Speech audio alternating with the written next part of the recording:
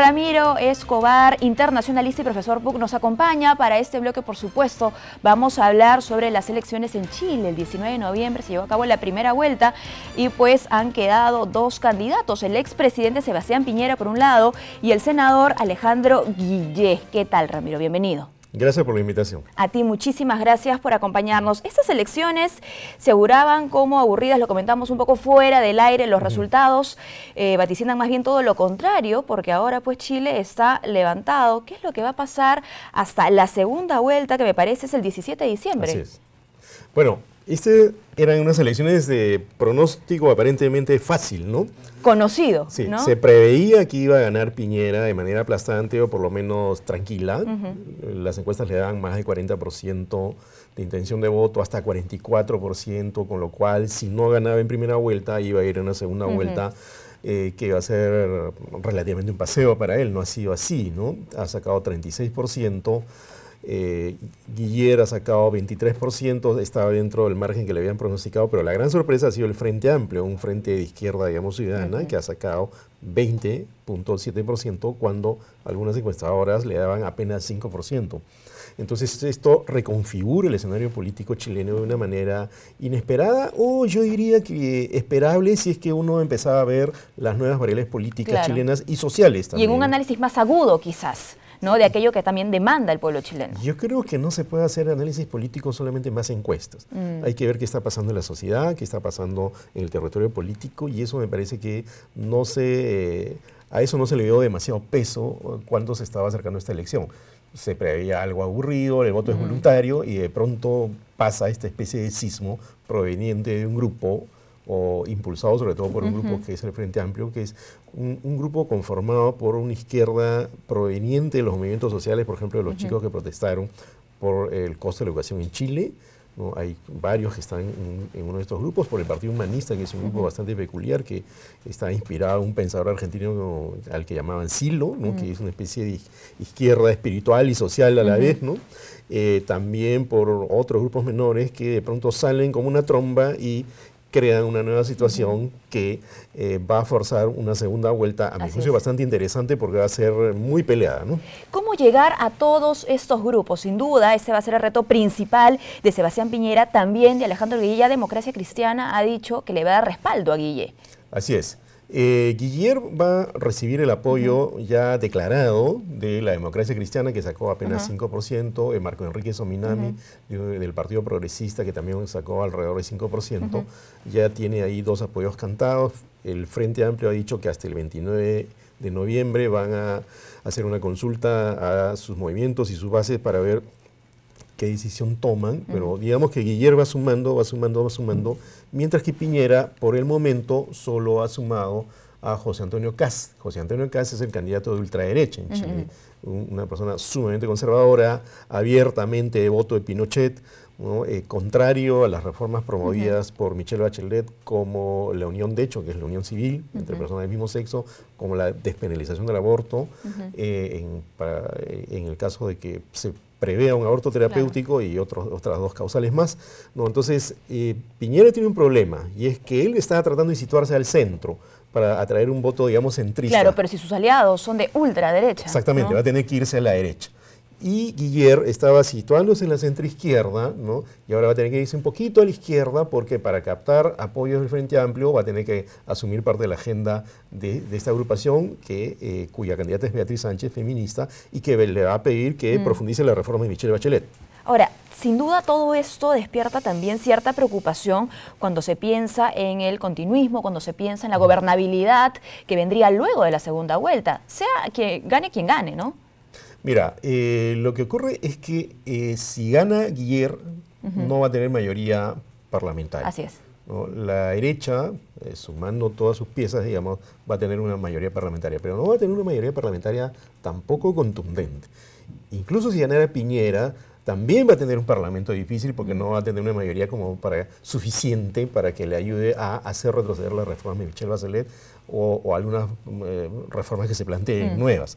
Entonces es un panorama muy complicado y lo que a mí me parece muy interesante es que se están poniendo en juego no solo dos opciones políticas, sino dos visiones de lo que es Chile, que es algo que no se ha pulseado suficientemente en la elección, creo. Y en ese sentido, ¿cómo pasar del apoyo de estos grupos más pequeños a la negociación? Bueno, la política es el arte de la negociación. Van a tener que hilar fino en el caso de Guiller, porque Guiller tiene más grupos con los cuales negociar. Claro. ¿Por dónde flexibilizar? ¿Qué proponer? Creo que su agenda va a tener que estar centrada mucho en los temas sociales, en eso que desde la orilla de la derecha, representada por Piñera y por Kast, no se ve con mucha claridad. En Chile hay distintos tipos de desigualdad, la de género, por ejemplo, ¿no?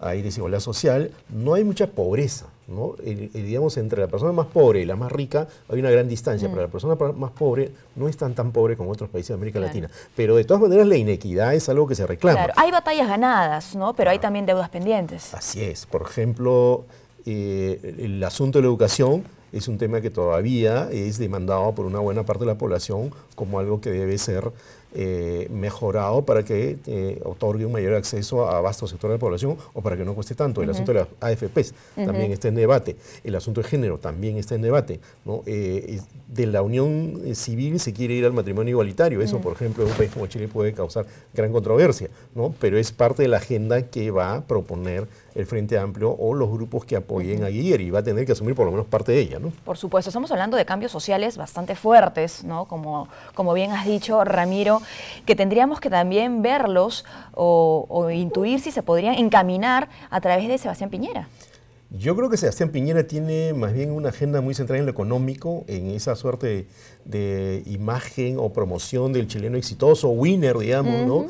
Y más bien es reticente a estos cambios promovidos por Bachelet. Pero o sea, ¿qué hacer si ese camino ya está un poco construido? Bueno, ¿no? yo creo que un político tiene que asumir la realidad. Si no gana, va a tener que aceptar su derrota y la derecha y la ultraderecha chilena van a tener que aceptar al nuevo presidente y con la mayoría en el Congreso van a tratar de presionar para que esos cambios no se profundicen. Si Piñera gana, fíjate, interesante, ¿no? ¿Él qué va a tener que hacer? Va a tener que ¿Cómo asumir, equilibras la balanza? Claro, aceptar parte de la agenda social de la izquierda y de la centroizquierda. Entonces no puede gobernar tratando de hacer retroceder todo lo que se ha avanzado desde el punto de vista de los partidarios de Bachelet o del gobierno de Bachelet, porque va a tener no un Congreso con minoría, pero va a tener unas fuerzas políticas importantes que no le van a permitir retroceder en lo avanzado. Para no retroceder en lo avanzado, el día de hoy temprano justamente se sostuvo una reunión en el Palacio de la Moneda entre la presidenta Michelle Bachelet y el candidato, ¿no? Guiller. ¿Qué le ha parecido esta reunión? ¿Tendría que haber una reunión también con el candidato Piñera? Bueno, no sé si está en la agenda.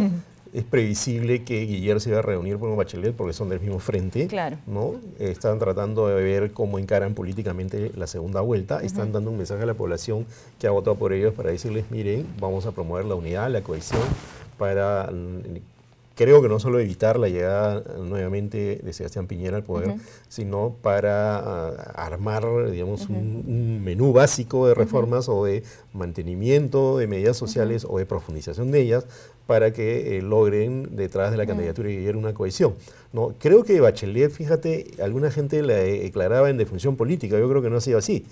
Ha cometido muchos errores, está saliendo con baja popularidad, ¿no? Pero esto la revitaliza, incluso aspira a ser secretaria general de la ONU. O sea, la agenda social chilena, los grupos en Chile que tienen un pensamiento social, no solo un pensamiento económico, el exitismo basado en una ciudadanía muy centrada en el consumo, creo que son grandes, ¿no? Son grupos que aspiran, tienen otras aspiraciones además de ese exitismo económico, ¿no? Claro, y bueno, lo que se ve es que el pensamiento social, que bien mencionas, Ramiro, está incluso por encima de las derechas o de la izquierda. Yo creo que una sociedad que quiere progresar... Sin hablar de extremos, ¿no? Claro, creo que una sociedad que quiere progresar, además de proveerse un bienestar económico no solo básico, sino aceptable y que cada día mejore, tiene que aspirar a otras cosas que le provean un bienestar social. La equidad social, por ejemplo, es algo sin lo cual una sociedad no puede avanzar. Y eso en Chile todavía es una agenda pendiente. No hay mucha pobreza, pero hay mucha inequidad social. Hay inequidad de género, como acá. Entonces, esos son asuntos que cualquier gobierno va a tener que encarar, ya sea que esté en la derecha o en la izquierda, pero es más posible que lo encaren los gobiernos del centro para la izquierda que los del centro para la derecha, ¿no? Bueno, finalmente, Ramiro, en algunos momentos has hecho este paralelo y has dicho como acá, ¿no? Como en nuestro país. Yo creo que eso tenemos que apuntarlo para también aprender ciertas lecciones y encaminarnos hacia esos cambios sociales. Bueno, el sábado es la marcha Ni Una Menos, la segunda marcha organizada para protestar contra la violencia de género, el sábado 25. Y creo que es importante saber que esto es parte de la evolución de las sociedades, ¿no? Y hay que asumirlo como tal. Las sociedades, como decía yo hace un momento, no solo tienen que aspirar a comprar más y estar bien y tener una casa, sino a que los vínculos entre las personas sean más justos. Eso es lo que creo que ha salido un poco en la elección chilena, y también está saliendo acá, y creo que es un debate que tiene que continuar siempre en todas las sociedades, porque creo que la felicidad, incluso según la ONU, no consiste solo en tener dinero, ¿no? Consiste en que tú te sientas parte de una sociedad donde te tratan bien y donde la justicia, no solo institucional, sino entre las personas y social, es algo que aspiras y disfrutas, ¿no? Qué importante entender los diferentes factores para el desarrollo de un país. Muchísimas gracias. Gracias a ti por la invitación. Ramiro, por acompañarnos. Hemos conversado con Ramiro Escobar, internacionalista.